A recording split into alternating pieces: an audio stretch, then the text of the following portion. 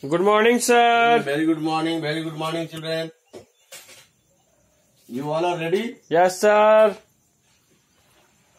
Today we have to start a new poem named A House, a Home.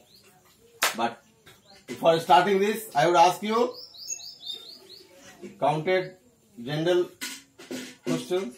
You must respond to it positively. Right? Yes, sir.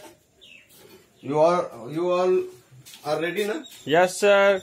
Just tell. What date is today? 31st May of 2020. Which day is today? Sunday.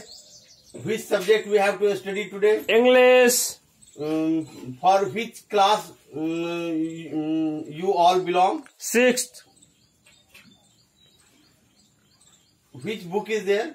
Honeysuckle. Honeysuckle. By NCERT, right? By NCERT.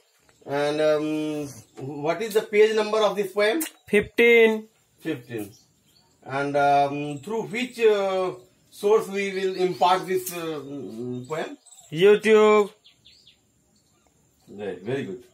So there will be 3 steps to learn this very poem, right? Yes, sir.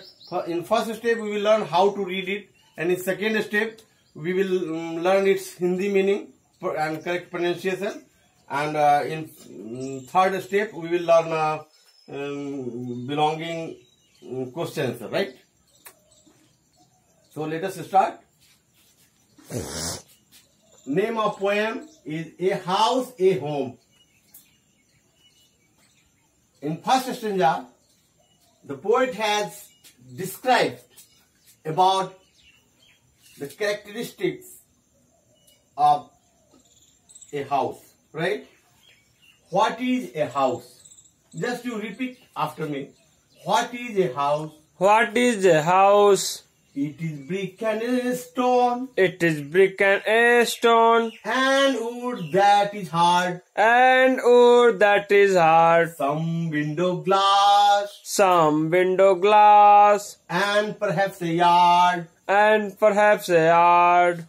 It is eaves. It is eaves. And chimney. And chimney.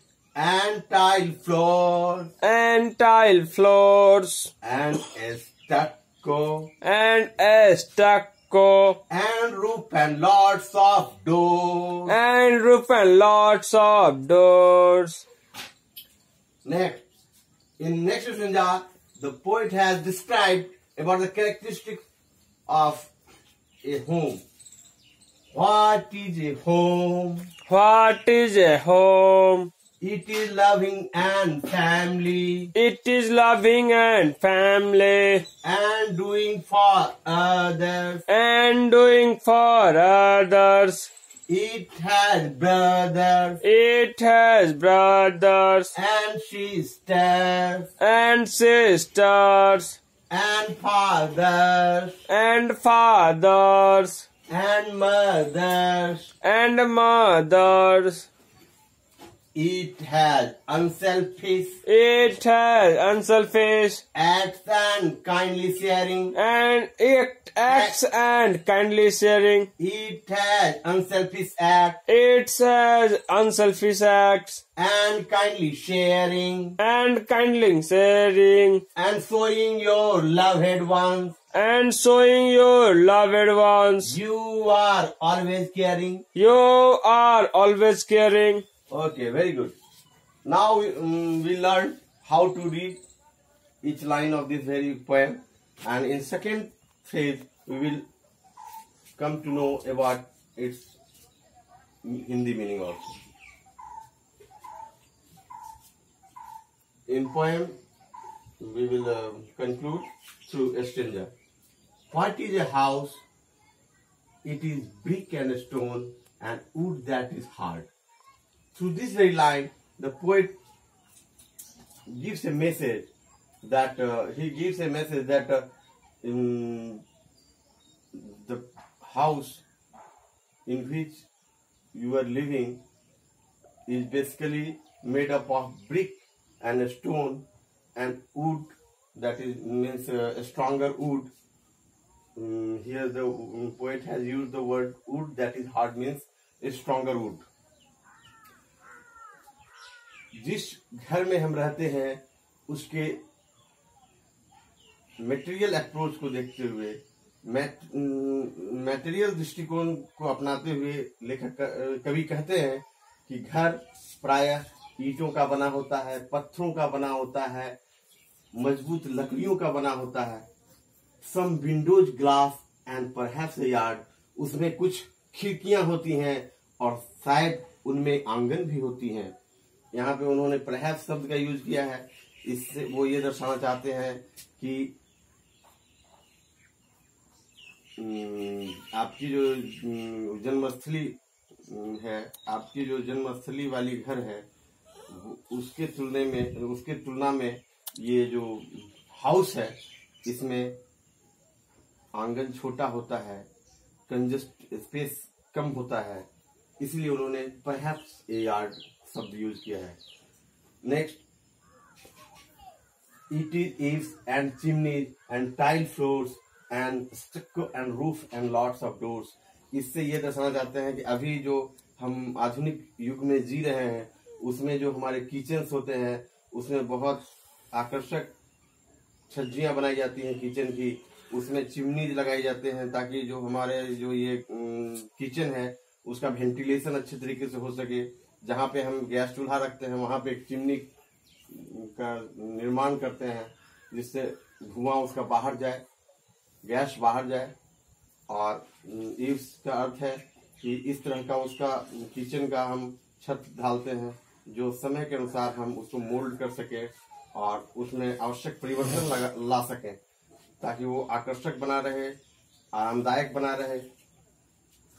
इसलिए उन्होंने ये शब्द use किया है. It is eaves and chimneys and tile floors, और उसमें tiles लगे रहते हैं. आज के दिन में आपने देखा होगा कि नीचे के टाइल्स का आकर्षण अलग होता है, साइड के टाइल्स का आकर्षण अलग होता है. यानी किचन को काफी आकर्षक बनाया जाता है, घर को काफी आकर्षक बनाया जाता है, सांसारिक तत्वों का बहुआयामी प्रयोग किया जाता है. दूसरी ओर उन्होंने उस घर का वर्णन किया है जहां पर हमारा जन्मस्थल होता है, उसके बारे में उनका क्या दृष्टिकोण है. इस सांसारिक दृष्टिकोण के अतिरिक्त कवि इस जन्मस्थली वाली घर में क्या दृष्टिकोण रखते हैं वो इसमें स्पष्ट है. What is a home? It is loving and family and doing for others. जहां आपका जन्मस्थल है, जो आपका जन्मस्थल का घर है, वहां पर प्रेमा भाव व्याप्त रहता है, पारिवारिक माहौल रहता है, एक दूसरे की को कोऑपरेट करने की भावना बनी रहती है, सहायता करने की भावना बनी रहती है, त्याग करने की भावना बनी रहती है. ऐसा माहौल उस स्थल पर होता है जो आपका जन्म स्थल होता है. उसे भी घर कहते हैं हिंदी में, लेकिन उसके लिए इंग्लिश में शब्द प्रयोग है home, HOME, home. It has brothers and sisters and fathers and mothers. वो जो आपका जन्मस्थली का घर है, जो आपका जन्मस्थल है, वहां पर आपके भाई होते हैं, बहन होते हैं, माता पिता होते हैं और बहुत सारे रिश्तेदार होते हैं जहां पर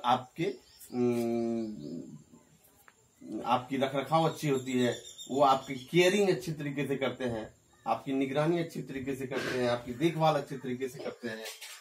वहां पे संबंध का महत्व होता है, ना कि सांसारिक ईट, टाइल्स और अन्य सांसारिक तत्वों का.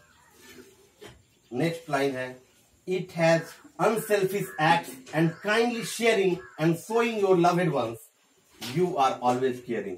और वहां पर यह दिखाया जाता है, यानी कि जो आपका जन्म स्थल है वहां पर यह दिखाया जाता है कि निस्वार्थ भाव से लोग कार्य कर रहे होते हैं और एक दूसरे की मदद कर रहे होते हैं, अपनी चीजों का आदान प्रदान कर रहे होते हैं. और वहां पर आपको ये महसूस होता है कि वे हमेशा आपकी निगरानी कर रहे हैं, आपकी देखभाल कर रहे हैं और वे सभी लोग आपके प्रिय हैं, क्योंकि वो ये दर्शाते हैं कि आप अपने जन्मस्थल पे रह रहे हैं. और जन्मस्थल का गुण जो होता है वो जो आपका आवास है, जो जहाँ जिसे आप हाउस कहते हैं, जहाँ आप भाड़े पर रह सकते हैं या जन्मस्थल से अलग किसी हाउस में रहते हैं, तो उसकी गुणवत्ता और इसकी गुणवत्ता में कवि के दृष्टिकोण में ये अंतर है। हाउस में कभी ये पाते हैं कि वहां पर सांसारिक तत्वों का विशेष महत्व है और व्यक्ति के जो मूल अस्तित्व है उसकी महत्ता कुछ निम्न रूप से काउंट की जाती है। और दूसरी ओर जो जन्म स्थल है, जिसे हम होम की संज्ञा दिया है, कवि ने होम की संज्ञा दिया है, उसमें ये तत्व है, केयरिंग है, लविंग है, कोऑपरेशन है, सैक्रिफाइस है, ये तत्व होम के अंतर्गत आते हैं। तो इससे संबंधित अब हम कुछ कठिन शब्दों को, नए शब्दों को सीखेंगे, जिसके करेक्ट प्रोनाउंसिएशन और मीनिंग यहाँ पर हमने सजा दिया है। आप इसे बारी बारी से नोट करेंगे और बारी बारी से चेक कराएंगे। आइए देखते हैं। HOUSE, house. House means staying place या घर। हिंदी में इसके लिए भी शब्द घर का प्रयोग किया जाता है, लेकिन इसका सेंस है स्टेइंग प्लेस से, जहां पे आप रह रहे हैं। होम, होम का अर्थ है जन्मस्थली से, उसके लिए भी पर्यायवाची शब्द घर है, लेकिन वहां उसका प्रैक्टिकल मीनिंग बर्थ प्लेस है। Next yard. यार्ड का अर्थ है आंगन। STUCCO। स्टक्को का अर्थ है प्लास्टर रूपी। आजकल लोग दीवार में करते हैं ना, पुट्टी मारते हैं, इसको सॉफ्ट बनाने के लिए दीवार को बहुत प्रकार के मशरूम पेपर्स लगाते हैं, तो उसका अर्थ है वो ऐसा कोमल आरामदायक प्लास्टर से। नेक्स्ट है ईव्स। ईव्स का अर्थ है सुंदर छज्जी। लोग किचन में बहुत अच्छी अच्छी छज्जियां लगाते हैं, इस तरीके की लगाते हैं कि समय के हिसाब से उसको मोल्ड किया जा सके। अगर घर में गैस निकल नहीं पाता है, अगर छत को मोल्ड करने की जरूरत है, चेंज करने की जरूरत है, तो वो कर पाने में सफल हो, इस तरह का ईव्स अरेंज किया जाता है। Next chimney. चिमनी का अर्थ है धुआं का चिमनी, जो इस तरीके का बनाया जाता है। ये चित्र है उसका, आप देख सकते हैं। इस तरीके का गैस जहाँ रखते हैं उसके ऊपर इस तरह का फिगर बनाया जाता है, तो इसको कहते हैं चिमनी। इस तरीके से कवि ने ये दर्शाया है कि आज की दुनिया में हमें हाउस और होम में अंतर जानना आवश्यक है। आगे तीसरे चरण में हम लोग इसके आवश्यक प्रश्नोत्तर को करेंगे। बारी बारी से रेड कलर से प्रश्न है और डिफरेंट कलर येलो से आंसर है। देखिए, first question is who has composed the poem a house a home? Answer, it has been composed by Lorraine M Halli. आपके एग्जाम में ये क्वेश्चन पूछे जाएंगे, तो आपको ये आंसर लिखना है। The poem a house a home has been composed by Lorraine M Hull. Next question, second, fill in the blanks with the needed words and sentences. First one is, a house is made up of bricks, stones, hardwood and tiles or material elements. ये red से जो लिखा है ये fill up the blanks था, इसको भर दिया है हमने, आप कॉपी में नोट डाउन करेंगे। Next, it has metallistic atmosphere. Underline word has been filled up. For your sake of simplicity, just note it down in your copy. Third one, a home is made by healthy relationship. Next, it has healthy atmosphere. Question B, my house is made up of bricks, sand, cement, stones, tiles, and cement and wood. Next, the best thing about my home is familiar, healthy atmosphere. In this way, we finished all the questions of this very chapter. Next, your homework is differentiate between a house and a home and must get it checked so that you can do better, you can score good marks in coming unit test. You all are following? Yes, sir. Good. Must get it checked one by one. Thank you very much for participating in this very valuable class. See you in next class.